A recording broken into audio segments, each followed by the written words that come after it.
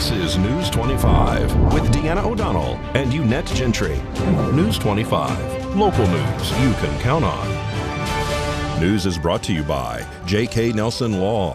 Give them a call, 727-9900. Today's news is also brought to you by Gunny's Air Conditioning and Heating. New service and repair. Call Gunny's 775-727-6800. Welcome to KPVM TV's Ace Country Radio's News 25. I'm Deanna O'Donnell. And I'm Unette Gentry. It is Thursday, February 16th. Well, earlier today, elementary schools in Goldfield reportedly received a call of an alleged weapons offense. This was deemed unfounded. As a precaution, the Nye County schools were put on a temporary lockdown with the Nye County Sheriff's Office due to multiple swatting calls throughout the state. This is when a person calls and reports that there is an incident happening. This is actually deemed to be a hoax. This has been happening throughout the state of Nevada. There is no current known threat to our communities or our schools, and this was done as a precautionary measure. And the killing of a Las Vegas man, Roy Jaggers, that killer was in court once again today. Judge Kim Walker heard attorneys' motion to withdraw from the case. The judge said putting a new attorney in place at this time would set that trial back, unfortunately, months once again. 3 murder suspects appeared in district court again today before Judge Kim Walker alongside their 3 attorneys for a status check on the case involving the killing of 27-year-old Las Vegas man Roy Jaggers on August 1st of 2021. Today's hearing had one focus, which was to discuss attorney Thomas Gibson's request to increase his hourly rate from $100 per hour to $400 per hour. Well, essentially, Mr. Gibson's motion is that the public defenders have a contract for $175,000, and so he wants to be paid. His hourly rate is $400 an hour, so he wants the court to increase his the statutory hourly rates $100 an hour. So he's asking to either be allowed to withdraw or to have the court raise the hourly rate. That's correct. All right. So, let me hear from you how you think I'm permitted to do that under NRS 7.125. Your Honor, I don't know if there's a specific provision for that. I was basically trying to, my intent was to draw attention to the county that they're not paying enough for indigent events. And I wanted to let them know that my time is worth more than just $100 an hour, in my opinion. Well, here's the problem. The legislature is the one who sets the attorney rate. It does go up to $125 an hour, according to the statute, if it was death penalty. But it's not death penalty, and anything less than that, less than death penalty is $100 an hour. And so I'm just curious how you think that the court can override the legislature. While Judge Walker states she cannot increase the pay for the attorney fees, they can keep track of their hours on this case and submit their invoices for payment. She advises them to speak to the county commissioners for more guidance in the matter. Brad Main, Kevin Dent, and Heather Pate are accused of killing Jaggers after they allegedly tortured him for hours with a blowtorch, axe, knives, a baton, and other implements before he was forced to strip down naked and walk off a cliff in Cathedral Canyon, which is south of Pahrump, before shooting him to death. The judge and attorneys have decided to get together again for a planning meeting before the trial to ensure that they are ready. They meet again on March 29th at 2 p.m. in this case. Well, a female calls police after a person she had trespassed from her property reportedly re-entered through a window. A person who was trespassed from a Pahrump home allegedly re-entered through a window in order to get back inside the residence. According to the police report, on Valentine's Day, Nye County deputies were called to respond to a home for a report of a burglary home invasion in progress. According to the report, one deputy witnessed the suspect, identified as Lawrence Weir, inside the garage that is attached to the home. The victim in this case told officers that Weir forced his way into her garage by taking off the screen to her garage window and opening the window, climbing inside, and entering the garage. According to the report, Weir was also allegedly attempting to open a door from inside the garage to gain access to the main residence, but was unable to open the door. Police say Weir eventually entered the residence through another window. According to a records check, Weir was trespassed from the reporting party's home back on February 11th of this year. Lawrence Weir was then taken into custody for home invasion and for forcibly removing the screen from the garage and forcing his way into the garage and the residence without the homeowner's permission. Weir was transported to the Nye County Detention Center. All right, don't grab that remote. News 25 will be right back with much more local and national news. You're watching News 25, the most recognized and farthest reaching local news in Nye County. News 25, local news you can count on. Welcome back to News 25. Well, we caught up with the newly elected State Controller, Andy Matthews, to talk about his plans for the office. I've been in office as Nevada State Controller for a few weeks now. A lot of the time's been spent getting to know our team, getting to know obviously the more pressing challenges that the office is dealing with. But so far everything's gone smoothly. I've been really impressed by the dedication, the commitment of the people that we have worked in the State Controller's office, and looking forward to accomplishing some really good things for our state. First, just a little bit of a brief overview of what the State Controller's office does. It's one of the lower profile statewide offices in the state, but we basically manage the accounting system. The controller serves as the state's chief fiscal officer, and we manage vendor services and debt collection, a few other things. What I'm really looking to bring to this office is to increase transparency in government spending. We have a lot of I would say really big challenges facing our state right now, and we know that a lot of people are struggling, particularly when it comes to inflation and the cost of living.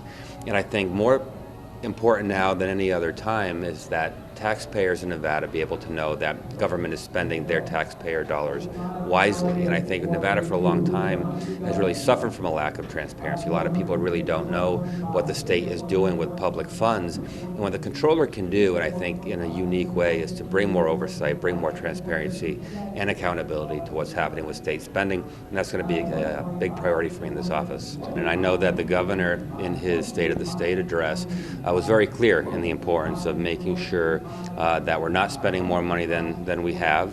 He really led with that message of fiscal responsibility, and I think he's to be commended for that. And as a state controller, certainly that's going to be one of my priorities as well. The controller doesn't have a say in how and where the money is spent, but what we can do is bring exposure to it.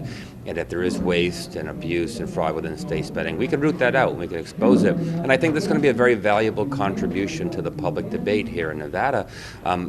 We have these conversations about should we raise taxes, does the government have enough money coming in, but absent transparency, it's really difficult to have an informed conversation. So as we look to chart this course forward that is rooted in fiscal responsibility and making sure that government isn't spending more money than it should, our office has a key role to play because we really can open those books and make sure that voters and citizens know what's going on. We've got some front burner challenges that were sort of waiting for us when we got there, and we're the most important thing we can do as the state controller's office is to make sure that everything's running on time. We're responsible for paying the bills and dealing with payroll and managing some of the day-to-day financial operations of the state, and we've got to make sure that all of the tools are in place to do that effectively, and that's our number one priority right now, making sure that everything is going smoothly in that regard.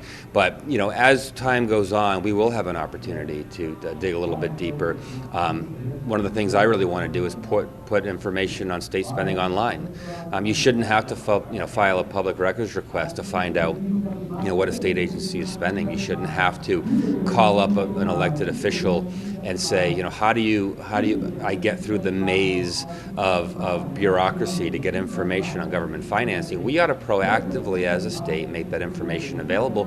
And one of our big priorities is going to be, making sure that we get that information online in an easy-to-use format. Can't get a whole lot into the details now because a lot of it's coming together, but the early signs are that we're getting the support we need to make that happen, and I look forward to being able to announce some good news on that soon. Wow. Yeah, they can go to the state's website, and all the state controller's office information is available there. And if people want to contact me directly, they can actually go to my website, which is andyfornevada.com. That's Andy, F-O-R spelled out, Nevada.com, and all my contact information is on there, and I certainly encourage people to reach out.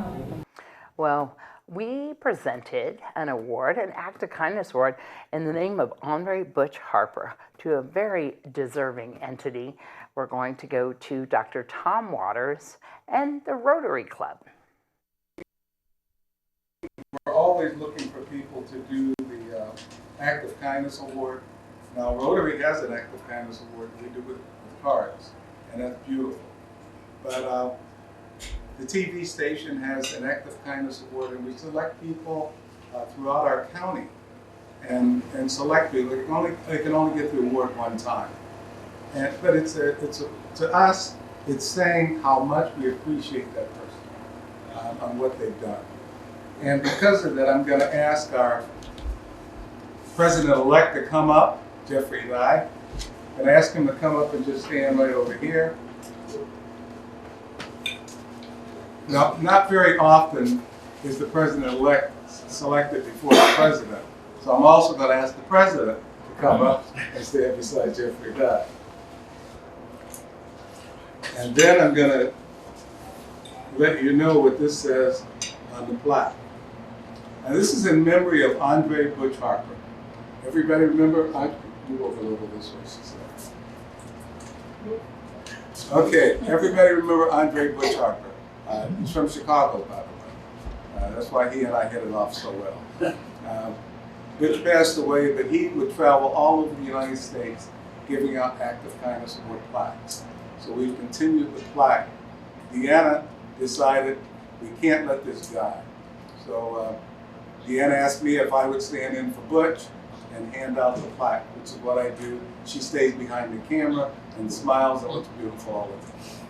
But this is the in memory of Andre Butch Harper Act of Kindness Award, presented to, and I'd like, if it represents you, I'd like you to stand, for Up Valley Rotary Club.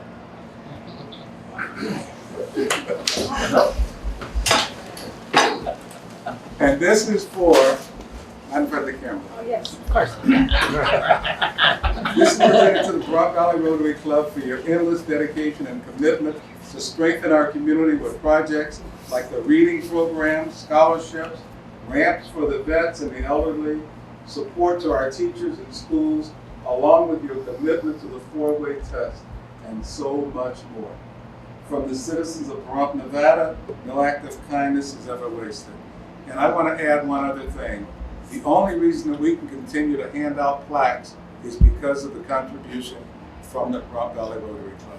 And we'd like to thank you, Deanna and I, and the entire community would like to thank you, and also present our president and our president-elect with the plaque. Congratulations, guys. Well, the Super Bowl may have been Sunday, but we have an exciting sports segment for you right after this break. You're watching News 25, brought to you by Mountain West Lawyer, Injury Attorneys, 727-9500. News 25, local news you can count on. Welcome back to News 25. Well, again, sports champions are in the Pahrump area. We caught up with Brennan Benedict, the student wrestling state champ, newly slated state champ, and his coach, Craig Reiger. And Coach Reiger is unfortunately retiring after nearly 30 years, but he's going out on top.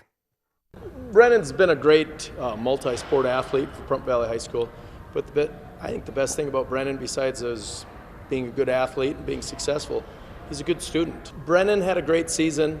He was undefeated in the conference duels. He was the regional champ, and then he went up to the state tournament up in Winnemucca, and Brennan is the 150-pound state champ. During that match, I was a little nervous to start, but towards the end, I had control of the match, and I just was kind of excited.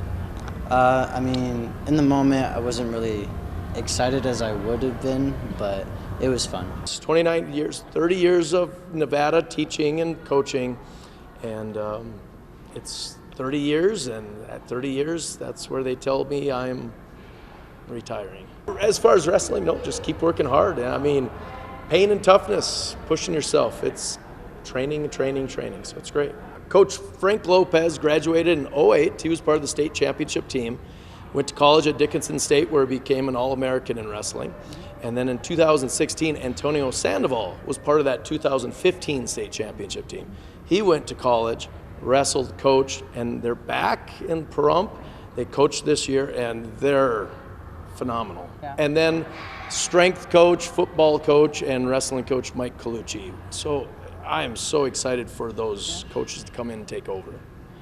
I thank to all the student athletes that have kind of put up with me, and as a coach that want the best for others. So yeah, thank you.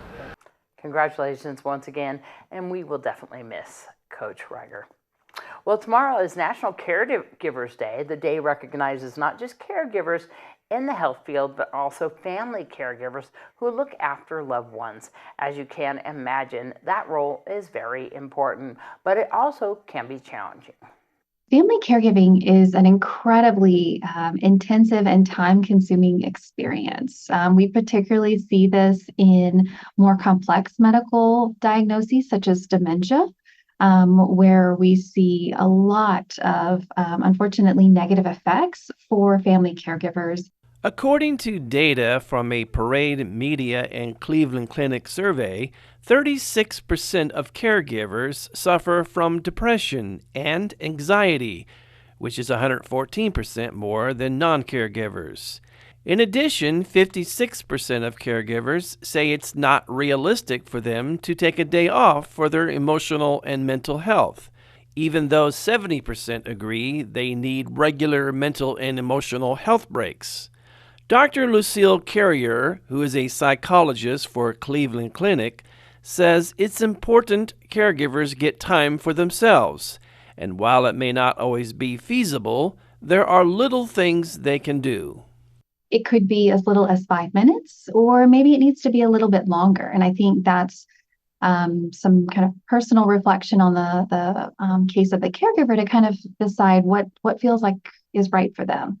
So if that's a 5-minute walk, if it's stepping outside to do a breathing exercise, if it's taking a few moments to journal or call or text a friend, for example, those can all be really meaningful for that individual caregiver. You know, there is respite caregiver organizations like RSVP here in Pahrump. The doctor says if you notice a caregiver in your life is having a hard time, you may want to talk to them about how they are feeling and offer some of that help if possible. News 25 WeatherCam is brought to you by Lerner and Rowe Injury Attorney's Office in Pahrump. In a wreck, need a check? Call 702-877-1500. Yeah, a little bit of warmer today weather, didn't we? Yes, it is. And we're taking a look outside at our newly positioned weather cam at Blue Diamond and Durango on the cusp of Las Vegas and Pahrump. We'll take a closer look at our forecast. News 25 weather is brought to you by Dairy Council of Nevada. The splash of cream in your coffee, the dollop of sour cream on your burrito, the melted toasty cheese on your pizza. Undeniably delicious, undeniably dairy. Enjoy what's real.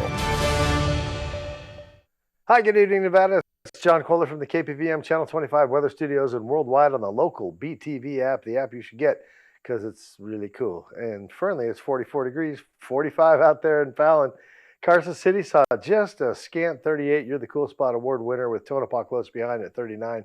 41 out in Goldfield. It's 50 in Beatty. 55 is our hot spot. Amargosa, congratulations once again with Las Vegas at 50. Feeling a little tepid out there, but still a wonderful city. Out in Death Valley, 62 degrees, but here in the paradise of Pahrump, let's take a look. 49 degrees. That's our current temperature. 51 just a little bit earlier. Winds out of the southeast to 4 miles per hour. That was a fairly kind bunch of wind this afternoon. I doubt if you could blow out a birthday candle on the back porch. Sun rose this morning at 6:30 straight up, and it's setting like right now, 5:26 p.m.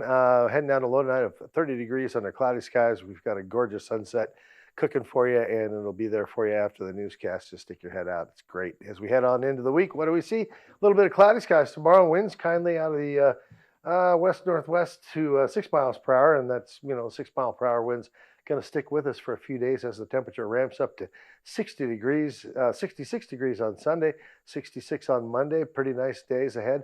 Got some clouds coming at us and some wind Tuesday, Wednesday, Thursday. That's going to be dropping the temperatures down to the low 50s. But I think we can probably overcome that at some point next week, and we'll keep an eye out and keep our fingers crossed. Back to the desk. Here's Deanna. Thanks so much, John. Thanks so much, John. Yes. We want to remind everybody that we do have the junior high and high school rodeo happening this weekend here in Pahrump, and it will be at the McCullough Arena. Yes. And that starts tomorrow. It lasts throughout the weekend. Sounds fun. Around 9 a.m. Yeah. Everybody join in. It's going to be so much fun down there. Yes. And we want to thank Buddy Krebs and Ski Senski for putting that on and doing all the work that they have done with the junior high and high school rodeo here in Pahrump to help support all those kids and everything that they've done. Competition and exhibition, so good luck to everyone. Yes, definitely. And that's going to wrap up this edition of News 25. I want to say a very special happy birthday to my cousin, David Hayes. All right, happy birthday. We'll see you back here tomorrow. Good night. Good night.